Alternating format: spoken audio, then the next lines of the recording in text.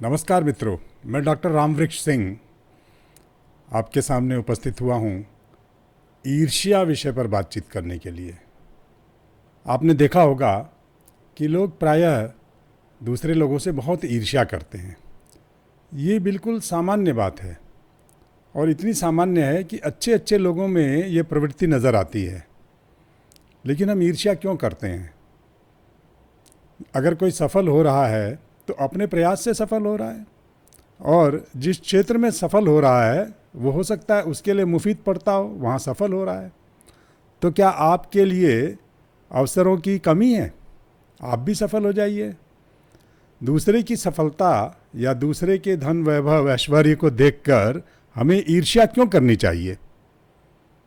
अगर हमारे पास अवसर नहीं है तो बात समझ आती है, किंतु हमारे पास भी तो पर्याप्त अवसर हैं।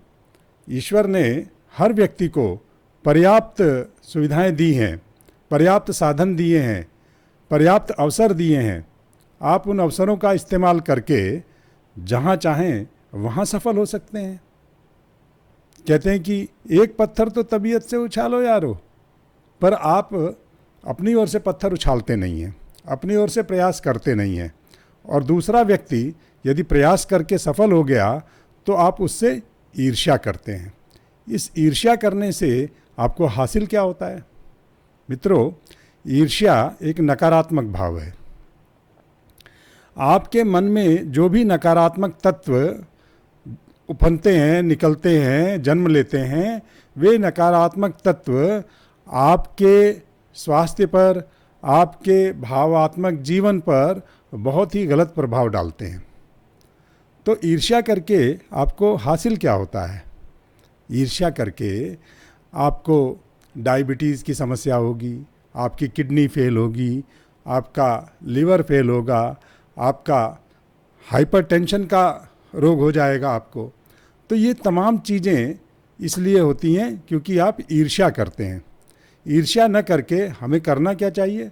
हम प्रयास करें कि चलिए अमुक व्यक्ति ने किया है तो हम भी कुछ करते हैं, हम भी कुछ करके दिखाते हैं। लेकिन होता क्या है, जब हम ईर्ष्या करते हैं तो अपने आप को हम दयनीय बना लेते हैं। हमारी स्थिति उपहासास्पद हो जाती है। हम अपने आप को ऐसी अवस्था में ले जाते हैं जहां लोग हम पर तरस खाने लगते हैं कि देखो कैसी स्थिति हो गई बेचारे की। तो ईर्ष्या न करिए। ईर्ष्या करने के बजाय आप कुछ ऐसा कीजिए कि दूसरे लोग आपसे रश्क करें। रश्क करना एक बात है, ईर्ष्या करना दूसरी बात है। ईर्ष्या बहुत ज़्यादा नकारात्मक भाव है। मैं अपने जीवन में ऐसे कई प्रकरण देख चुका हूँ जहाँ किसी की प्रगति देखकर ईर्ष्या करने वाले लोगों को तमाम तरह की बीमारियाँ हो गई। स्टेंट लगाना पड़ा, बीपी इतना ज़्यादा हो गया, डायबिटिक हो गए, तमाम तरह की दिक्कतें हो गई। क्यों?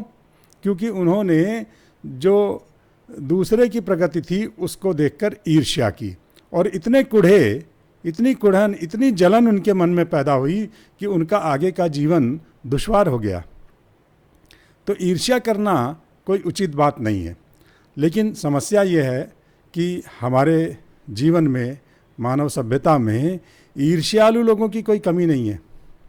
अभी जैसे देखिए, अमेरिका के राष्ट्रपति महोदय हैं, उन्हें भारतवासियों से कुछ चिढ़ है, उन्हें ईर्ष्या हो रही है कि भारत के लोग तो हमारा सब कुछ लिए जा रहे हैं। ऑस्ट्रेलिया में लोग हैं, उनको ईर्ष्या हो रही है कि अरे ये भारत के लोग आते हैं और ये हमारा सारा वैभव लिए जा रहे हैं। तो इसमें हो क्या रहा है? वे अपने आप को दयनीय बना रहे हैं। अगर कोई व्यक्ति बहुत प्रगति कर रहा है अपने परिश्रम के बल पर, अपनी मेधा के बल पर, तो आप भी कीजिए परिश्रम और आप भी प्रगति कीजिए। आपको किसने रोका है? मुंशी प्रेमचंद का उपन्यास है गोदान। उसमें एक चरित्र है होरी। होरी को एक नाटक में वहाँ के जो जमींदार हैं उन्होंने माली की भूमिका दी है, और माली जो है, रामलीला का मंचन हो रहा है, उसमें माली की भूमिका मिली है होरी को। होरी चलता जा रहा है और सोच रहा है कि मालिक मुझे ये करते हैं, मालिक मुझे इस तरीके से शोषित करते हैं वगैरह वगैरह। उसी क्रम में एक संवाद है उसमें जो उसके मन में चल रहा है। होरी कहता है कि जिन पैरों तले गर्दन दबी हो उनको सहलाने में ही भलाई है।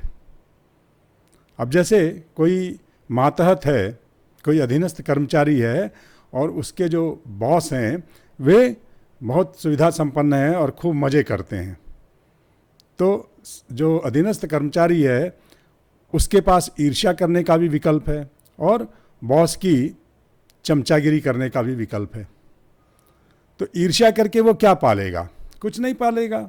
लेकिन अगर बॉस से बनाकर रखेगा, बॉस की गुड बुक्स में रहेगा, बॉस से अच्छा तालमेल रखेगा, तो बहुत संभव है कि उसे भी लाभ मिल जाए और वो भी एक दिन खादिम से मखदूम बन जाए। तो खादिम से मखदूम कैसे बनेंगे? जब आप ईर्ष्या न करें। ईर्ष्या करेंगे तो मिट्टी में मिल जाएंगे। ईर्ष्या करने से कुछ नहीं मिलता। ईर्ष्या आपको बहुत ही मिजरेबल स्थिति में पहुंचा देती है। तो ईर्ष्या नहीं करना चाहिए। लेकिन विडंबना है, मैंने स्त्रियों को देखा है, अपनी ही बेटी से ईर्ष्या करेंगी, अपनी ही बहन से ईर्ष्या करेंगी, उनकी बुराइयां करेंगी, उनके बारे में तरह तरह की नकारात्मक बातें करेंगी। तो इससे हासिल क्या होता है? ईर्ष्या कहीं नहीं ले जाती। इसलिए मेरा आपसे विनम्र निवेदन है कि ईर्ष्या न करें। ईर्ष्या को स्वस्थ प्रतिस्पर्धा में बदल दें। मैं अपने निजी जीवन में ये चीज़ देख चुका हूँ। मेरे कई साथी भारतीय प्रशासनिक सेवा में अधिकारी हो गए। मैं चाहता तो उनसे ईर्ष्या कर सकता था, कुछ लोग करते भी होंगे।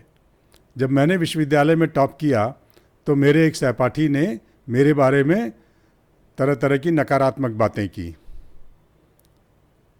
उन्होंने अगली बार के लिए एक चुनौती दी कि राम वृक्ष हों चाहे पीपल वृक्ष हों, टॉप तो मैं ही करूँगा। तो ये उनकी ईर्ष्या बोल रही थी। इस ईर्ष्या से लाभ क्या हुआ? वे तो कुछ नहीं बन पाए। लेकिन हमारे कुछ साथी जो भारतीय प्रशासनिक सेवा में आ गए तो उनकी उपलब्धि से मुझे कोई ईर्ष्या नहीं हुई। मैं उनसे मित्रवत बना रहा और उनको मैंने हर तरीके से प्रशंसा दी, उनका साथ बनाए रखा, उनसे मित्रता का भाव बनाए रखा। इसका लाभ ये हुआ कि जब ज़रूरत पड़ी उन साथियों ने मेरी मदद की। ये दुनिया जानती है कि भारतीय प्रशासनिक सेवा का अधिकारी होना क्या मायने रखता है। मैं चाहता तो उनसे ईर्ष्या कर लेता, लेकिन मुझे हासिल क्या हो जाता? कुछ नहीं। लेकिन मैंने उनसे ईर्ष्या नहीं की। ऐसा नहीं कि कोई गणना की थी, मैंने कैलकुलेशन किया था, कैलकुलेशन नहीं किया था। मेरे मन का सहज भाव है ये। मैं नहीं करता ईर्ष्या। भाई उसको अपने हिस्से की सफलता मिली, मुझे मेरे हिस्से की सफलता मिली। मैं भी कुछ कम थोड़ी रहा। अपने जीवन में मैंने भी सफलताएं हासिल की। तो ऐसा थोड़ी है कि अवसरों की कमी है। ईश्वर के पास सबके लिए सब कुछ है। आप कोशिश तो कीजिए। आप कोशिश ही नहीं करेंगे, केवल जलेंगे, तो जलने से कुछ नहीं हासिल होने वाला। जलने से जो आपको सहज ही उपलब्ध हो सकता था वह भी नहीं उपलब्ध होने वाला। आप दूसरे की सफलता का जश्न भी तो मनाइए। इसको ही एक दिन मैंने एक अन्य वक्तव्य में कहा था कि टीम भावना। भाई वो सफल हो रहा है, वो अपने क्षेत्र में सफल हो रहा है, मैं अपने क्षेत्र में सफल हो रहा हूँ। इसमें समस्या क्या है? दोनों एक दूसरे के पूरक हो सकते हैं, कॉम्प्लीमेंट कर सकते हैं। अब जैसे अभिमान फिल्म आपने देखी होगी, उसमें एक व्यक्ति को दूसरे व्यक्ति से ईर्ष्या होने लगती है, उनका अभिमान आड़े आ जाता है और उनका जीवन नरक हो जाता है। तो अगर आप अपने जीवन को नरक बनाना चाहते हैं तो ईर्ष्या कीजिए। अगर आप अपने जीवन को सुखमय बनाना चाहते हैं तो दूसरे की सफलताओं को पचाना सीखिए। ये सफलता आपके अपने बेटे की भी हो सकती है, अपनी बेटी की भी हो सकती है, अपने भाई की हो सकती है। उस सफलता को पचाना सीखिए। पचाना ही नहीं, उसका उत्सव मनाना सीखिए। आप उत्सव मनाइए उसकी सफलता का, क्योंकि उसकी सफलता से आपको भी लाभ होने वाला है। जब हमारे ऋषियों ने कहा सर्वे भवन्तु सुखिनः सर्वे सन्तु निरामया सर्वे भद्राणि पश्यन्तु माँ कश्चित् दुःख भाग भवेत्, तो उनका आशय क्या था? अगर आपका पड़ोसी सुखी है या आपका मित्र सुखी हो गया, उसके पास सारी सुख संपदा आ गई, तो आपको लाभ नहीं होगा क्या? आपका भाई अगर संपन्न है तो आपको लाभ नहीं होगा क्या? आप उससे ईर्ष्या करेंगे, जलेंगे, उसको गालियां देंगे, तब तो स्वाभाविक रूप से लाभ नहीं होगा। लेकिन आप उसके सुख में सुख मानिए, उसके उत्सव में उत्सव मानिए, तो निश्चय ही आपको भी लाभ होगा। ज़रूरत पड़ने पर आप उससे मदद मांग सकते हैं, शायद मांगने की नौबत ही ना आए, वो स्वाभाविक रूप से आपको देगा कि ये मेरा हितैषी है, ये मेरे साथ रहता है, मेरे सुख में सुखी होता है, तो मैं इसको भी अपने सुख का कुछ हिस्सा दूं। ये जो मिलकर बांटने खाने की प्रवृत्ति है, ये तभी होगी जब आप उससे अच्छा संबंध बनाए रखेंगे। लेकिन आपने ईर्ष्या की तो वो आपसे डरेगा, वो कहेगा भाई इसके पास नहीं जाता, ये तो ईर्ष्या करेगा, पता नहीं क्या कर डालेगा मेरे लिए।